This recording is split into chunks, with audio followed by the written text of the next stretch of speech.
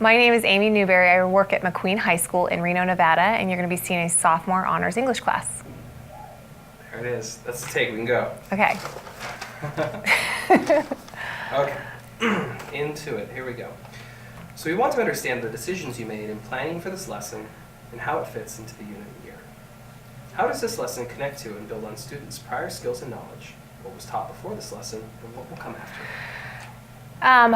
This lesson was actually a lesson that was, let me start over again.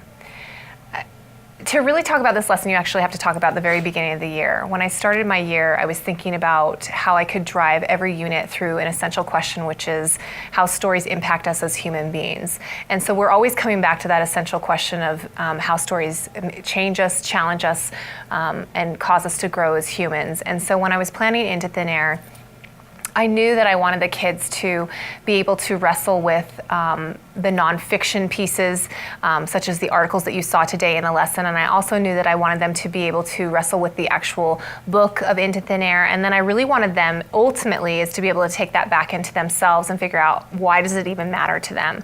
So when I was planning this particular unit, we were looking at, I was looking at those things. I was looking at, like, how can I come back to that essential question, and I was focusing specifically really on how to get the kids to write a solid argument synthesis essay and what steps I could do and layer into each week's part of the unit to create that. Does that make any sense? Okay. That wasn't my best, but you know, we'll go with it. That's pretty good. Is the text used in this lesson part of a sequence of Is the text used in this lesson part of a sequence of texts designed to build skills and knowledge? If so, please give examples of other texts that form this sequence. It is. I feel like I'm saying the same thing over and over, which is part of the reason I'm stumbling, because I feel like I said this in the last interview. Is that okay? It's totally fine. And okay. Certain things, if you're like, I already kind of covered that, okay, that's fine. Okay.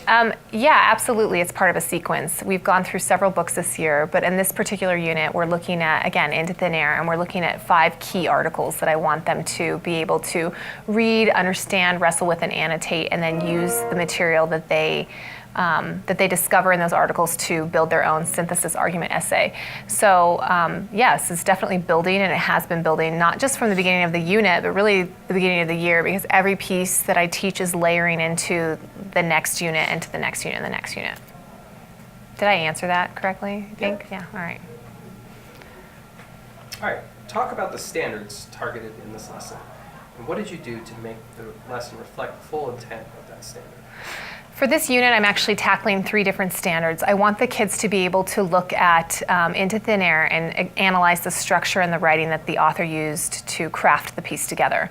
I also really want them to be able to analyze the motivations and kind of what was going on behind the scenes with the characters, because I think Krakauer does a really nice job of peeling back the layers of our characters and showing like why they chose to do things a certain way. So we talk a lot about that. And then the final one is really a writing element, a writing standard where I want them to be able to then take information that they see, that they gain from their reading, from their observations or their personal experience, and incorporate that into a really solid argument essay where they can defend something that they believe in.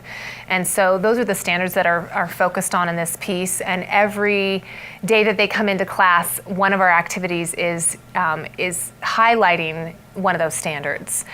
This particular lesson that you see today is highlighting how can we get them to really pull what they can out of the writing, see what they can find, what they can observe, excuse me, in the actual like articles, and how they can use that to further their own thinking or argument.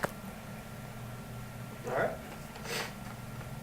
Which of the core action indicators do you think this lesson best exemplifies? Well, I would say that it exemplifies 1 through 3. The kids are engaged in highly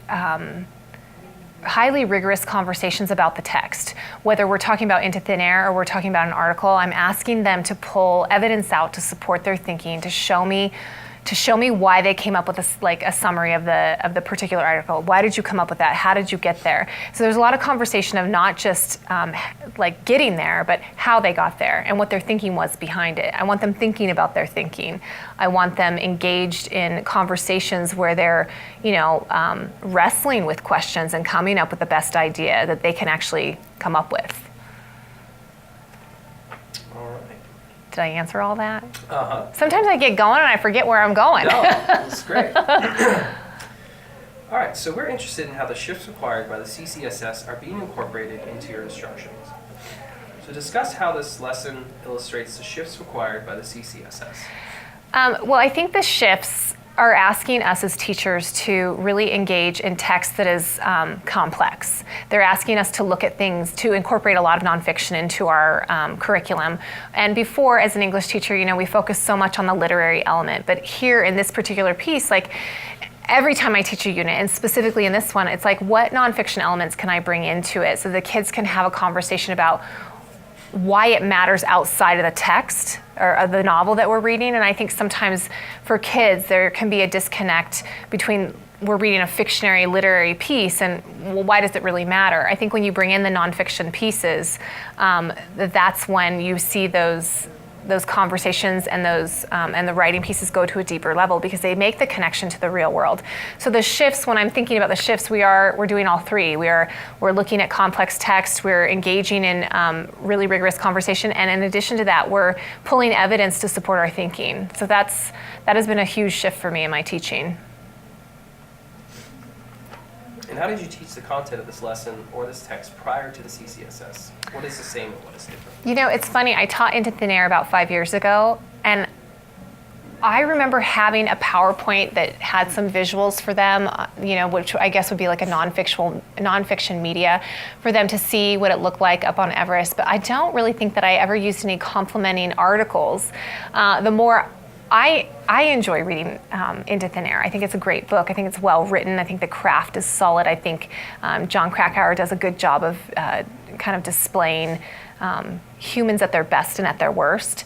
And so I thought it was an interesting read from that standpoint. But prior to this, I'd never brought in the nonfiction pieces. And as I learned more about Everest over the last few years, I realized there's really some interesting arguments surrounding it. And that's really what the point of reading it for them was, is I wanted them to see, okay, yeah, it's a book about people go up and 12 people die in a day. And it's very sad, not to minimize that. But at the same time, there's a larger, I guess, issue at hand, and that is you have hundreds of people trying to trek up a mountain that is really, in a sense, an international treasure, and what's happening on that mountain as a result of so many people climbing it.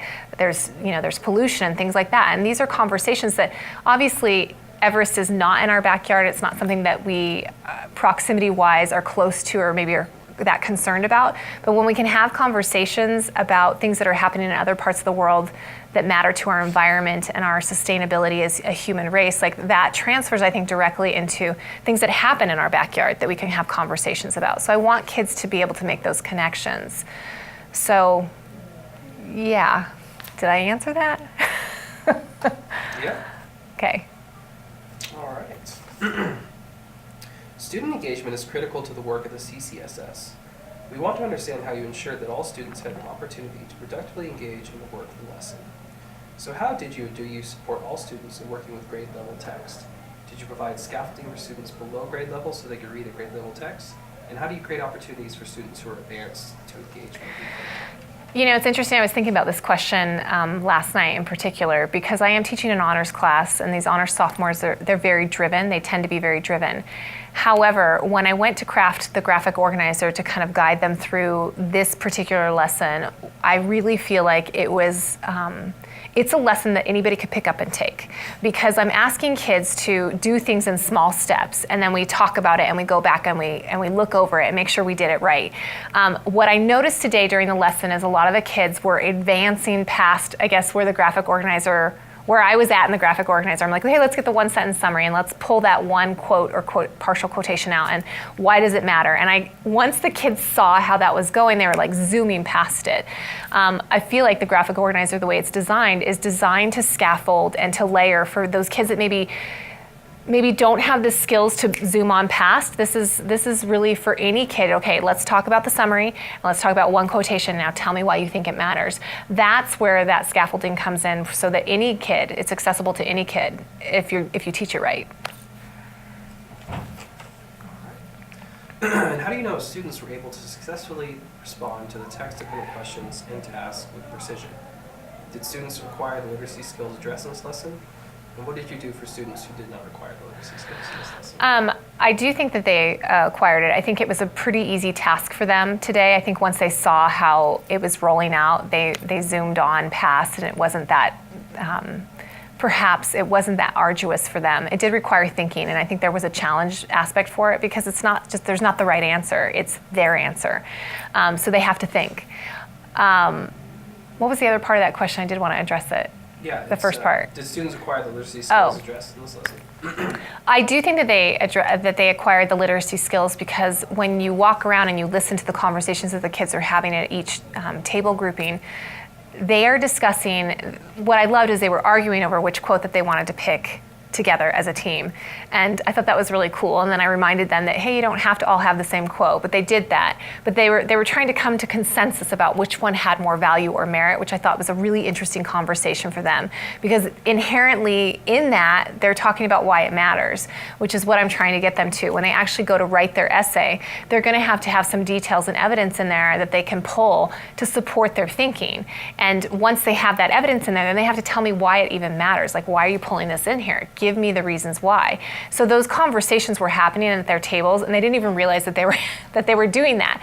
So when in the lesson I say, okay, that's great, tell me why you picked that quote, and then they would tell me, and they'd come up with these things that just kind of surprise you. You're like, wow, that's really good thinking. I'm like, now write every single word of that down, because that's your thinking. That's the part of the essay that really matters. The quotes support your thinking, and I want to see what you think. So. Excellent. And which behaviors from Core Action 3 did students best exemplify in this lesson? The conversations. Core Action 3 asks them to engage in rich and rigorous conversations, to use evidence to back up their thinking, and that's really pretty much what the whole lesson was about. So. All right, great instructors are continuously learning. We want to understand what you celebrated in this lesson and what you'd improve upon. So reflect on the lesson, what worked particularly well, and what might you do differently? It's interesting. I thought the lesson would go faster than it did. I thought that they would advance faster through it. I thought we'd get through the second article easily in class, and that we'd actually start reading the third article. So I was surprised that actually, I guess the surprise wasn't that they didn't move fast enough through it. I chose to slow down because I wanted them to have a moment of that consensus and that wrestling with the text, and I saw that happening. So that was like an instinct choice where I'm like, you know what, there's something good happening here, so I'm going to slow down and let this happen so they can actually see it and feel the process. Sometimes I think, I have a tendency to, we've got to move through the material, and I really wanted them to feel like they understood exactly where we were going. So next time, I think that I would probably plan to allow for that kind of time to happen, and sometimes kids don't want to talk and they're not in the mood, and so then maybe I do get to the second article. It's nice to have that as a backup, but I expected to finish it and I didn't get there, and so then they have to go home and do it for homework. But I think that they got it at that point. They're like, yeah, we know what we're doing. So that was the surprise. And were there any surprises or unexpected student behaviors or reactions?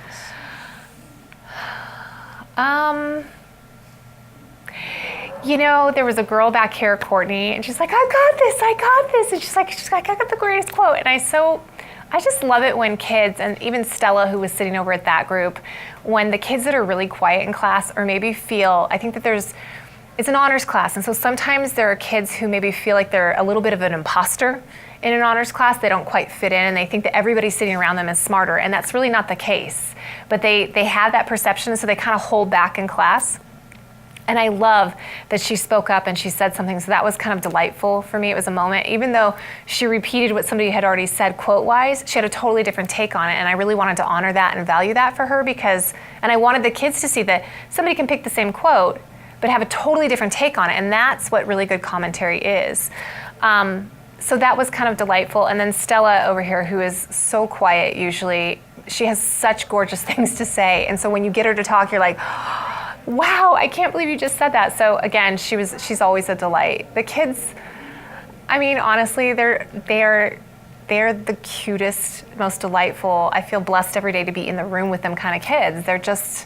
They make my job easy. So every day when they say things that make me laugh or kind of make me scratch my head like, huh, I didn't think about that, I feel like that's the best part of my job. Every day's a surprise. Well, excellent. That was wonderful. Okay.